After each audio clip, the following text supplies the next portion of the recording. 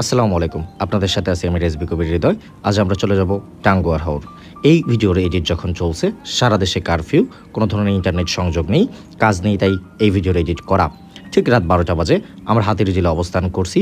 সারাদিনের অফিস শেষে ক্লান্ত শরীর নিয়ে সবাই শরীর হেলিয়ে দিয়ে এখানে বসে আছে, কেননা রাত 10টায় বাস আসার কথা থাকলেও রামপুরা ব্রিজে 12টার সময় বাস আসেনি, তাই আমরা এখানে অবস্থান করছি। সকাল হতে না হতেই আমরা পৌঁছে গিয়েছি ধর্মপাশা। এখান থেকে আমরা ট্রলার যোগে চলে যাব টাঙ্গুয়ার হাওরের উদ্দেশ্যে। আমরা মূলত একটা ট্যুর গ্রুপের সাথে যাচ্ছি, তাই আগে থেকেই সব কিছু ঠিক করা, আমাদের ট্রলার থেকে শুরু করে বাস এবং আমরা কোথায় কোথায় ঘুরবো ভ্রমণ পরিকল্পনাও তারা করে দিয়েছে। ট্যুর গ্রুপের সাথে যাওয়ার এই এক সুবিধা, নিশ্চিন্তে যে কোনো জায়গায় যাওয়া যায়। আমরা ট্রলারে উঠতে না উঠতেই আমাদের হাতে ধরিয়ে দেওয়া হয়েছে প্যাকেট। আসলে এটা এমন কোনো প্যাকেট না, এটা হচ্ছে খিচুড়ি আর ডিমের একটা প্যাকেট। আমাদের ট্যুরে ছিল ফাহিম, ক্লিন, সারোয়ার, রায়ান, আলভি এবং আমি। সবার শেষে আমি আর রায়ান খিচুড়ি খাওয়া শুরু করেছি।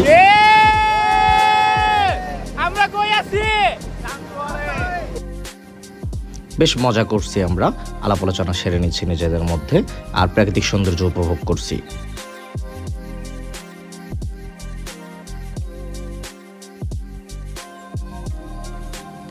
আমাদের ট্যুরে এই ছেলেটি গিয়েছিল শুধুমাত্র তার বাবার সাথে। ছেলেটি বেশ মিশুক স্বভাবের, সবার সাথে এসে এসে কথা বলছিল।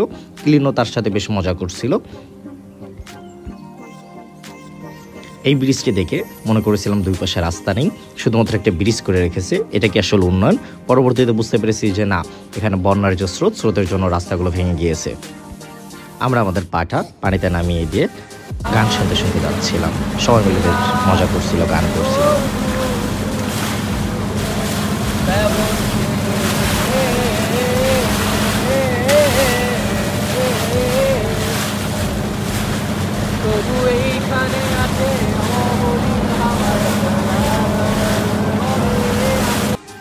হাওরের এই দৃশ্যটা বেশ মনোমুগ্ধকর।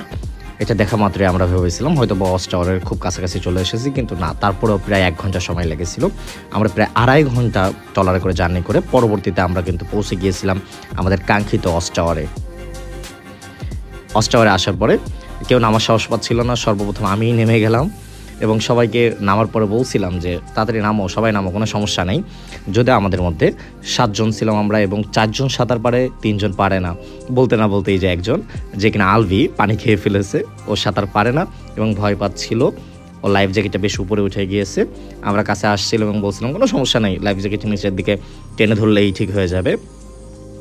সবাই নামলো। রায়ান নামতে বেশ ভয় পাচ্ছিল এবং নামতে চাচ্ছিল না, যেহেতু আমাদের আলভি, রায়ান, ফাহিম এরা কেউ সাঁতার পারে না।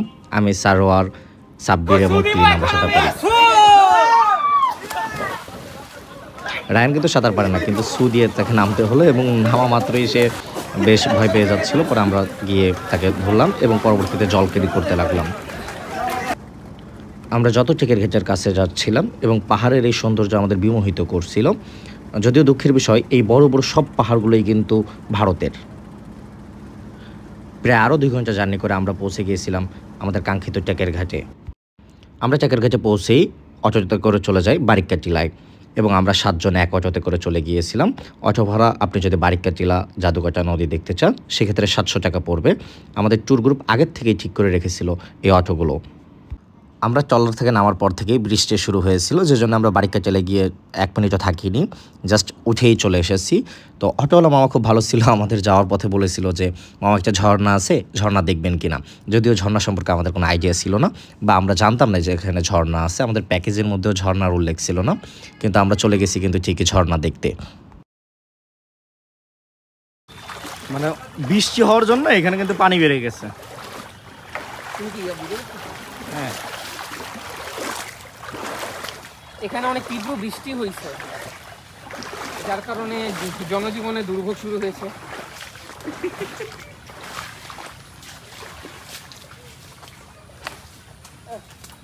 দুর্গম পথ।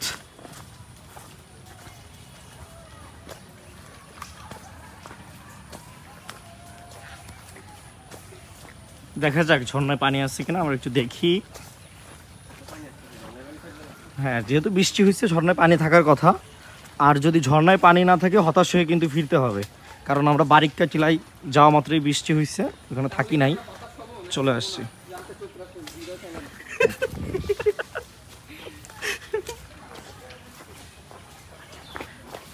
সবসময় আমার মুগ্ধ করে যে যেখানেই ঝর্ণা থাকে এই যে পানির স্রোতধারা, এবং এই পানিগুলো প্রচণ্ড ঠান্ডা হয়।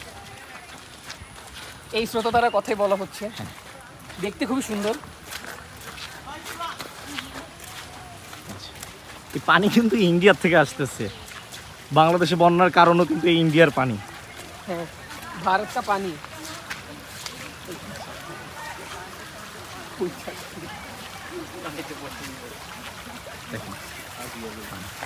এই যে দেখুন আমরা পা ধুচ্ছি।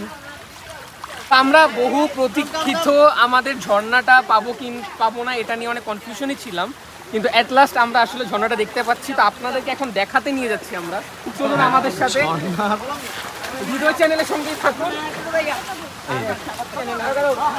আমরা ভিডিও শুটিং করি না তো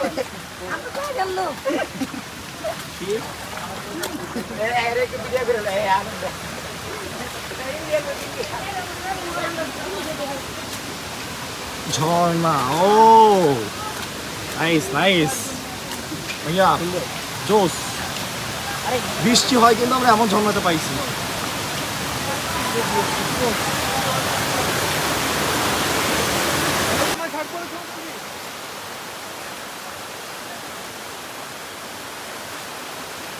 আমরা প্রশ্ন ওপেন করবি এখন।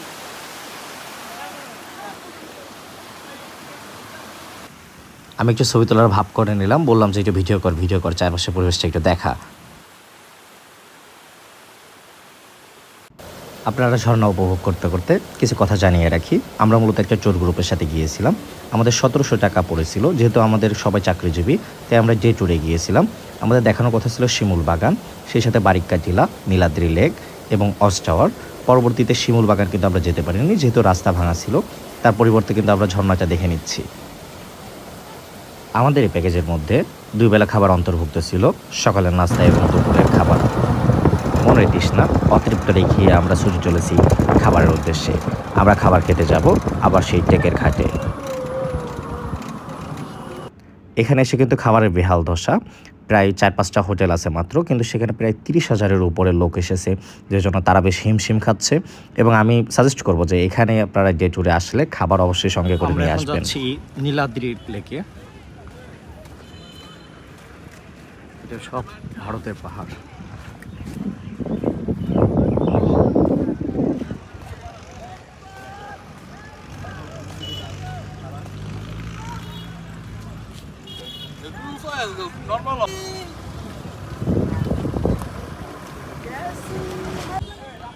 আপনারা চাইলে এখানে যে নীলাদ্রি লেক, এই লেকে কায়াকিংও করতে পারবেন।